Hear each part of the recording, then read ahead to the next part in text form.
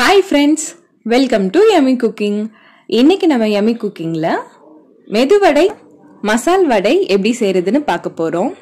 இந்த மாதிரி yummy-யான ரெசிபீஸ்க்கு நம்ம Yummy Cooking சேனலை சப்ஸ்கிரைப் பண்ணிக்கோங்க. மெது வடை செய்யறதுக்கு 1 கப் அளவுக்கு உளுந்து எடுத்துக்கோங்க. உளுந்த 2 முறை வாஷ் பண்ணிட்டு அது மூழ்கிற அளவுக்கு தண்ணி ஊத்தி 3 மணி நேரத்துக்கு ஊற வச்சிடுங்க. இப்போ இத தண்ணி இல்லாம நல்லா ஃபில்டர் பண்ணிட்டு ஒரு மிக்ஸி ஜாருக்கு மாத்திக்கோங்க. இதுல கொஞ்சமா தண்ணி சேர்த்துட்டு நல்லா சாஃப்டா அரைச்சு எடுத்துக்கோங்க. மாவு தண்ணி ஆயிடுச்சுன்னா நமக்கு வடை போட வராது. அதனால கொஞ்சமா தண்ணி சேர்த்துட்டு இந்த அளவுக்கு நல்லா சாஃப்டா அரைச்சு எடுத்துக்கோங்க. நம்ம அரைச்சிருக்க மாவை இந்த மாதிரி தண்ணியில போட்டீங்கன்னா அடியில போகாம மேலேயே மிதக்கணும். இதுதான் வடைக்கான கரெக்டான கன்சிஸ்டன்சி. இப்போ இந்த மாவை ஒரு மிக்சிங் பவுலுக்கு மாத்தி வச்சிடுங்க. மாத்திட்டு வடைக்கு தேவையான பொருள் எல்லாம் இதுல சேர்க்க ஆரம்பிக்கலாம். 2 பச்சை மிளகாயை நல்லா பொடியா கட் பண்ணிட்டு சேர்த்துக்கோங்க. கொஞ்சமா கருவேப்பிலைய கிள்ளிட்டு சேர்த்துக்கோங்க. கொஞ்சமா கொத்தமல்லி கட் பண்ணிட்டு சேர்த்துக்கோங்க. இது கூடவே ஒரு பெரிய சைஸ் வெங்காயத்தை நல்லா பொடியா கட் பண்ணிட்டு சேர்த்துக்கோங்க. அடுத்து 1/2 ஸ்பூன் சீரகம் சேர்த்துக்கோங்க. 1/2 ஸ்பூன் மிளகு, கொஞ்சமா பெருங்காயத்தூள், தேவையான அளவுக்கு உப்பு சேர்த்துக்கோங்க. உளுந்து மாவு அரைக்கும் போதே உப்பு சேர்த்துட்டீங்கன்னா மாவாகாது. அரைச்சு முடிச்சதுக்கு அப்புறம் தான் உப்பு சேர்க்கணும். அடுத்து இதுல 2 ஸ்பூன் அளவுக்கு பச்சரிசி மாவு சேர்த்துக்கோங்க. அப்போதான் நமக்கு வடை எண்ணெய் குடிக்காம நல்லா கிறிஸ்பியா கிடைக்கும். உளுந்து மாவு கொஞ்சம் தண்ணியா இருந்தாலும் இந்த மாதிரி நம்ம அரிசி மாவு சேர்க்கறதால மாவு கரெக்டான கன்சிஸ்டன்சிக்கு வந்துடும். அதிகமா அரிசி மாவு சேர்த்துட்டீங்கன்னா வடை ரொம்ப ஹார்ட் ஆயிடும், சாஃப்டா இருக்காது.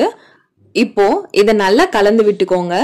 நம்ம கிரைண்டர்ல மாவு அரைச்சோம்னா வடை நல்லா சாஃப்டா இருக்கும். நம்ம மிக்சில மாவு அரைச்சிருக்கிறதால இத நல்லா இந்த மாதிரி அடிச்சு மிக்ஸ் பண்ணுங்க.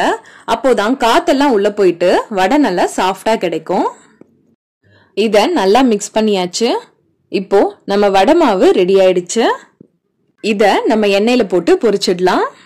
இப்போ ஒரு கிண்ணத்துல கொஞ்சமா தண்ணி எடுத்துட்டு கைய நல்லா அலசிக்கோங்க. அப்போதான் மாவு நமக்கு கையில ஒட்டாம வரும்.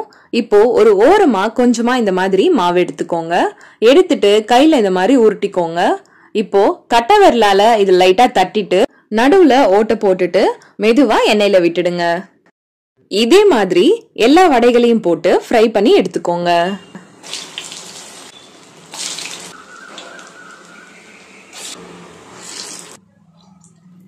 இப்போ ஸ்டவ்வை மீடியம் ஃப்ளேம்ல வச்சுட்டு மாவு உள்ள நல்லா வெந்து கிறிஸ்பி ஆகுற வரைக்கும் இதை நல்லா ஃப்ரை பண்ணி எடுத்துக்கோங்க.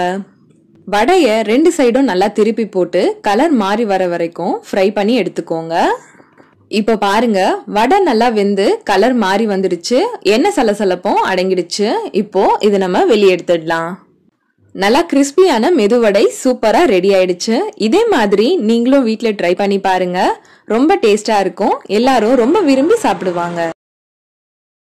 மசால் வடை செய்யறதுக்கு நான் 1 கப் கடலைப்பருப்பு எடுத்திருக்கேன். இதை நல்லா வாஷ் பண்ணிட்டு 3 மணி நேரத்துக்கு நல்லா ஊற வச்சிடுங்க. இப்ப பாருங்க, கடலைப்பருப்பு இந்த அளவுக்கு நல்லா ஊறி இருக்கணும். இதுல இருந்து 1 டேபிள் ஸ்பூன் அளவுக்கு கடலைப்பருப்பை தனியா எடுத்து வச்சிடுங்க. இப்போ நம்ம வடைக்கு மாவு அரைக்கலாம். வடை மாவு அரைக்கிறதுக்கு ஒரு மிக்ஸி ஜார்ல ஒரு சின்ன துண்டு இஞ்சி சேர்த்துக்கோங்க. இது கூடவே 5ல இருந்து 6 பல்லு பூண்டு சேர்த்துக்கோங்க. அடுத்து வாசனைக்காக 1/2 ஸ்பூன் அளவுக்கு சோம்பு சேர்த்துக்கோங்க. சோம்பு சேர்த்துட்டு நம்ம ஊற வச்சிருந்த கடலைப்பருப்பை தண்ணி இல்லாம நல்லா வடிகட்டிட்டு மிக்ஸி ஜாருக்கு மாத்திக்கோங்க. கடலைப்பருப்பை ரொம்ப நைஸா அரைக்காம இந்த அளவுக்கு நல்லா கொரகொரப்பா அரைச்சு எடுத்துக்கோங்க. அப்போதான் நமக்கு வடை நல்லா இருக்கும். இப்போ இது ஒரு மிக்சிங் பவுலுக்கு மாத்திக்கோங்க. மாத்திட்டு நம்ம ஆல்ரெடி எடுத்து வச்சிருந்த 1 டேபிள் ஸ்பூன் கடலைப்பருப்பை இதுல சேர்த்துக்கோங்க. அடுத்து ஒரு வெங்காயத்தை நல்லா பொடியா கட் பண்ணிட்டு சேர்த்துக்கோங்க. கொஞ்சமா கருவேப்பிலைய கட் பண்ணிட்டு சேர்த்துக்கோங்க. இது கூடவே கொஞ்சமா கொத்தமல்லிய கட் பண்ணிட்டு சேர்த்துக்கோங்க. காரத்துக்கு 2 பச்சை மிளகாய் கட் பண்ணிட்டு சேர்த்துக்கோங்க. இது கூடவே 1/4 ஸ்பூன் அளவுக்கு பெருங்காயத்தூள் சேர்த்துக்கோங்க. அடுத்து தேவையான அளவுக்கு உப்பு சேர்த்துட்டு நல்லா மிக்ஸ் பண்ணி விட்டுக்கோங்க. கடலைப்பருப்பு அரைக்கும் போது தண்ணி சேர்க்காம அரைங்க. அப்போதான் நமக்கு மசால் வடை போடுறதுக்கு வரும். இல்லனா மாவு ரொம்ப தண்ணி ஆயிடும், வடை போடுறதுக்கு வராது. இப்போ இது எல்லாம் ஒண்ணா சேர்த்து நல்லா மிக்ஸ் பண்ணியாச்சு. இந்த ஸ்டேஜ்ல உப்பு கரெக்டா இருக்கான்னு செக் பண்ணிக்கோங்க. கம்மியா இருக்க மாதிரி இருந்ததுன்னா கொஞ்சமா உப்பு ஆட் பண்ணிக்கோங்க. இப்போ வடைக்கு மாவு ரெடியா இருக்கு. நம்ம வடை தட்ட ஆரம்பிச்சிடலாம். வடைக்கு தேவையான அளவுக்கு கொஞ்சமா மாவு எடுத்துட்டு இந்த மாதிரி உருட்டிக்கோங்க. உருட்டிட்டு உள்ளங்கையில வச்சு இந்த மாதிரி நல்லா தட்டி விடுங்க. ரொம்ப மெலிசா தட்டிட்டீங்கன்னா மசால் வடை நல்லா இருக்காது. வடையோட மேல் பக்கம் தடிமனாவும் அதோட ஓரங்கள் மெலிசாவும் இருக்க மாதிரி வடை தட்டிக்கோங்க. இப்போ இது நம்ம எண்ணெயில போட்டு பொரிக்க ஆரம்பிச்சிடலாம். எண்ணெய் நல்லா சூடானதும் நம்ம தட்டி வச்சிருக்க வடையை எண்ணெயில சேர்த்துடுங்க. இதே மாதிரி எல்லா வடைகளையும் ஒன் பை ஒன்னா சேர்த்துக்கோங்க. கடாய் எந்த அளவுக்கு கொள்ளுமோ அந்த அளவுக்கு வடைகளை சேர்த்துக்கோங்க. ஸ்டவ்வை மீடியம் ஃப்ளேம்ல வச்சுட்டு வடைகளை ஃப்ரை பண்ணி எடுத்துக்கோங்க. வடை லைட்டா பொரிஞ்சதுக்கு அப்புறமா கரண்டி விடுங்க. உடனே கரண்டி விடக்கூடாது. மீடியம் ஃப்ளேம் வச்சு இதை ஃப்ரை பண்ணுங்க. அப்போதான் வடை உள்ள நல்லா வெந்திருக்கும். இல்லனா உடனே கலர் மாறிடும், உள்ள வெந்திருக்காது. இப்ப பாருங்க, வடை நல்லா வெந்து நல்லா கோல்டன் கலர் ஆயிடுச்சு. இப்போ இதை நம்ம வெளியே எடுத்துடலாம். இதே மாதிரியே எல்லா வடைகளையும் பொரிச்சு எடுத்துக்கோங்க. இப்போ நம்ம மசால் வடை சூப்பரா ரெடி ஆயிடுச்சு. இதே மாதிரி நீங்களும் வீட்ல ட்ரை பண்ணி பாருங்க. ரொம்ப டேஸ்டா இருக்கும். எல்லாரும் ரொம்ப விரும்பி சாப்பிடுவாங்க.